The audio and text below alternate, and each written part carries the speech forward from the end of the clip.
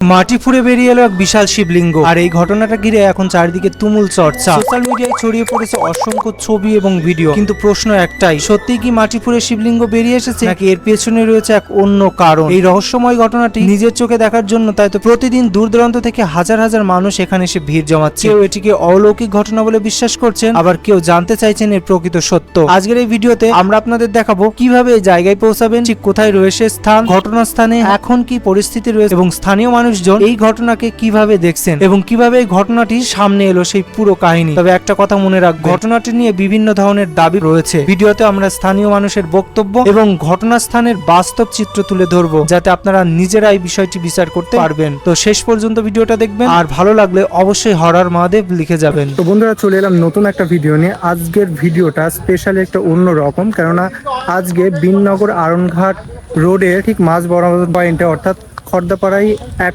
অলৌকিক ঘটনা ঘটে গেল। মানে গত শ্রাবণ মাসের একদম লাস্ট যে সোমবার রয়েছে, 3 নম্বর সোমবার, সেই দিন কিন্তু একটা ছেলে স্বপ্নাদেশ পেয়ে একদম এই খর্দাপাড়ার একদম মেইন রোডের পাশেই কিন্তু একটা শিবলিঙ্গ ওঠে আর কি, যা মানুষের কাছ থেকে শুনলাম। তো এই হচ্ছে মেইন জায়গা।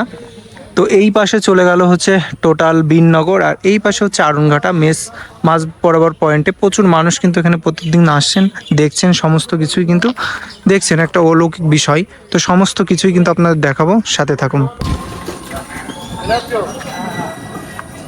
এইরকম ঘটনা কি আগে কখনো শুনেছেন না দেখেছেন? না দেখিনি, শুনেছি কিন্তু দেখিনি, এই প্রথমবার দেখলাম। আর কেমন লাগছে দেখে? খুবই ভালো লাগছে, এরকম হবে বুঝতে পারিনি, খুবই ভালো লেগেছে। আগে কি এসেছিল যেদিনকে পাওয়া গেছিল? না, সেদিনকে আসতে পারিনি, আজকে ফার্স্ট টাইম আজকে আসলেন? ফার্স্ট টাইম আসলাম। এটা কি মনে হচ্ছে যে কাল্পনিক ভাবে তৈরি করা এমন কোনো কিছু মনে হচ্ছে? না, বিশ্বাসে নিলয় বস্তু, বিশ্বাস করে বলেই তো এসছি। ঠাকুর ঠিক বাবার আছে, উপরে হ্যাঁ, ভরসা আছে, বিশ্বাস আছে।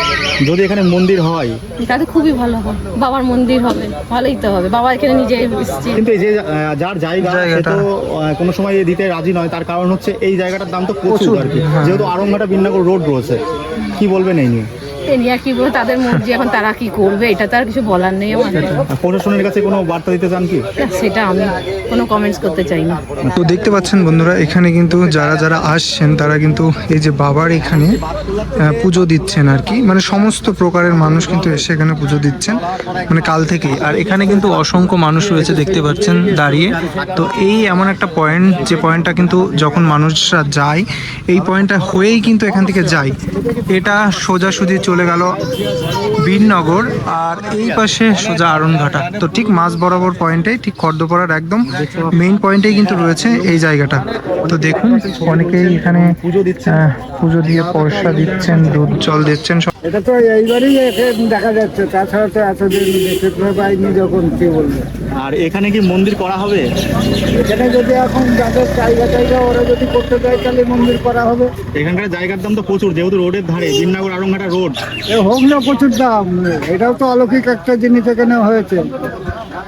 আগে তো আমরা ছোটবেলায় গল্পেতে শুনেছি শিব ঠাকুর ওঠে, আবার শিব ঠাকুরকে তোলা হয়, এমন তো কোনো না, এমন কোনো ঘটনা তো না।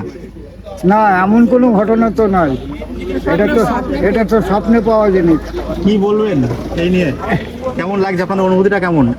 আমার তো ভালো লাগছে, সব লোকজন আসছে, সবারই ভালো লাগছে। আমাদেরও ঠাকুরটা এসছে, স্বপ্নে পাওয়া গেছে? আমরা জল দেব, পুজো দেব, তারপরে ভগবানের এসছে সবাই, যা ব্যবস্থা। সাপও এসছিল, এখানে সাপও এসেছিল? সাপ ওই গাছের গোড়ায় সাপ আছে তো। সন্ধ্যাবেলা অনেক বেরোচ্ছে, সন্ধ্যাবেলা সাপ বেরোচ্ছে। সারা দুদিন ধরে তো সন্ধ্যাবেলায় সাপ বেরোচ্ছে। বলতে যাচ্ছেন যে তারকনাথের একটা অলৌকিক কৃপা, আর যেহেতু শ্রাবণ মাস চলছে। শ্রাবণ মাসের সোমবারে এটাকে পাওয়া গেছে। আচ্ছা, শ্রাবণ মাসের সোমবারে এটা পাওয়া গেছে, মানে তৃতীয় সোমবারের দিন পাওয়া গেছে, পঞ্চমীর দিন। আমি এখানে স্ট্যান্ড বাই থাকি, অর্থাৎ কালকেও দেখি ঠিক ঘড়ি ধরে 7:30টার সময় বেরিয়ে ওইটাকে ওই রকম ভাবে ঘুরে টুরে আবার সেখানে ঢুকে থাকে। মানে এখানে তো কোনো রত্ন দেখতে পাচ্ছি না। পিছনে ঠিক এই জায়গাটা থেকে আচ্ছা, এখান থেকে সাপ বেরোচ্ছে। সাপ বেরোচ্ছে। তারপরে এই ঝোলটা হচ্ছে এইরকম ছিল পরশু দিন, আচ্ছা, মানে যখন আমরা নজরে পড়লো এতখানি ছিল, এইবার এইটা নিচে নেবে মাটি ধরে নিই। দুদিনে এতখানি বড় হয়ে গেছে? দুদিনে এরকম বড় হয়েছে। তো বলতে যাচ্ছেন যে একটা অলৌকিক ঘটনা? অবশ্যই অবশ্যই অবশ্যই। তার কারণ একটা ইতিহাস আছে আমাদের বীরনগরে, যে আমাদের বীরনগরে নদিয়া ডিস্ট্রিক্টের মধ্যে যা শিব মন্দির আছে কোনো জায়গায় আর নেই, আমাদের এখানে শিব মন্দিরটাই বেশি।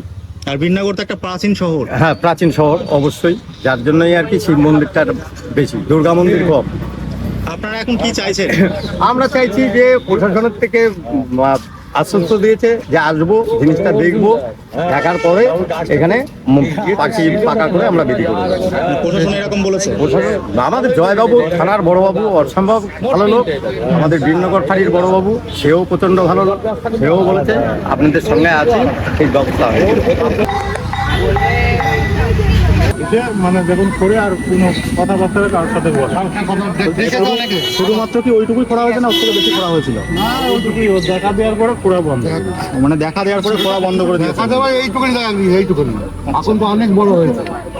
আগে ছোট ছিল, বড় হয়ে গেছে। একটুখানি দেখা দিয়েছে, এই একটুখানি তো দেখা গিয়ে তখন ওকে বলেছে যে তুই আমাকে আর বের করিস না, আমারটা আমি বুঝে নেবো। তাই? হ্যাঁ, ওর তো এখন বুঝে দিচ্ছে আস্তে আস্তে। আচ্ছা, এই যে জমিটা কার আর কি? জমিটা জনগণ পাবে। উনি কি বলছে জানেন উনি কিছু? বলতে কিন্তু তুলে দেবে, উনি তুলে দিতে পারে, দেবে। আচ্ছা, উনি বলছে যে এখান থেকে তুলে দেবে, তাই তো?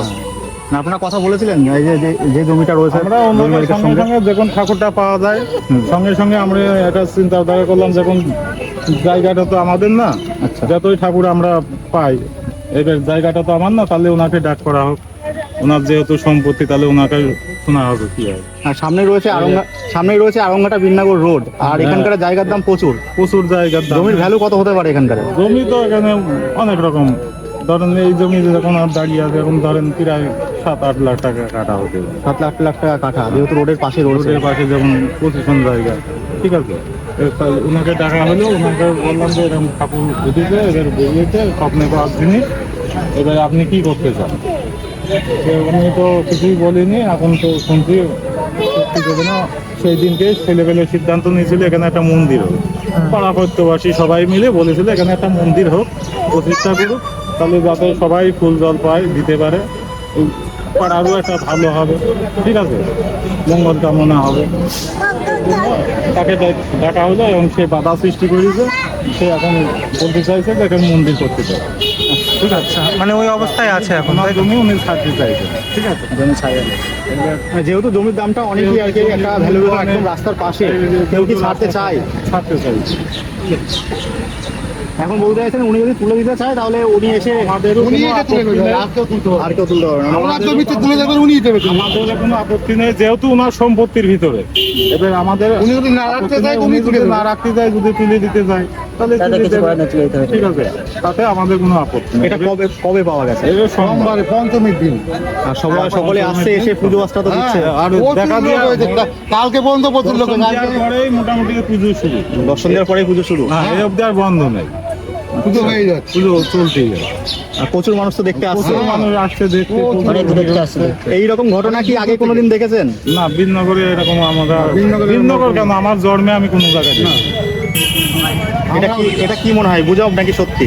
না, এটা আমাদের যেটা জানা এটা সত্যিই হবে, এটা সত্যিই হবে, এটা কোনো গুজব না। আচ্ছা, সমস্ত কিছু আপনাদেরকে দেখালাম। আপনারা এখানকারই বাসিন্দা?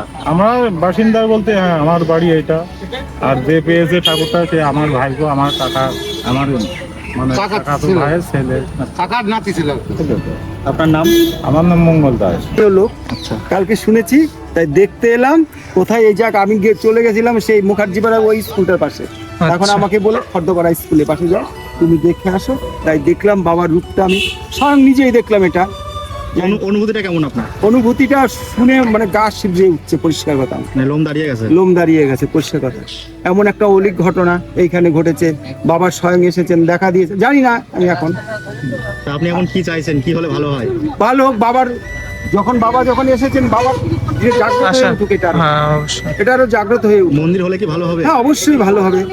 আরো দেশ বিদেশের লোক আসবে, জানবে, সব স্থানীয় লোক তো থাকবেই, বাইরের লোকও আসবে এখানে। যার জমি সে কি দেবে বলে মনে হয়? সেটা ভাই আমি জানি না, এখন তা আমি তো বলতে পারবো না কার জমি, সেটা আমি জানি না। এখন বাবা যখন এসেছেন, নিশ্চয়ই তার একটা কৃপা হবে। হর হর মহাদেব। হর হর মহাদেব।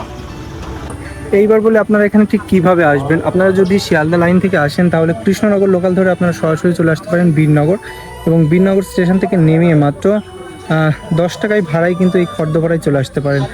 এমনকি আপনারা যদি আরনঘাটা থেকে আসেন তাহলে আপনারা গেদে লোকাল ধরে সোজা আরনঘাটায় চলে আসবেন এবং সেখান থেকে 10 থেকে 15 টাকা ভাড়া দিয়ে অটোতে করে খড়দাপাড়ায় নেমে যেতে পারেন।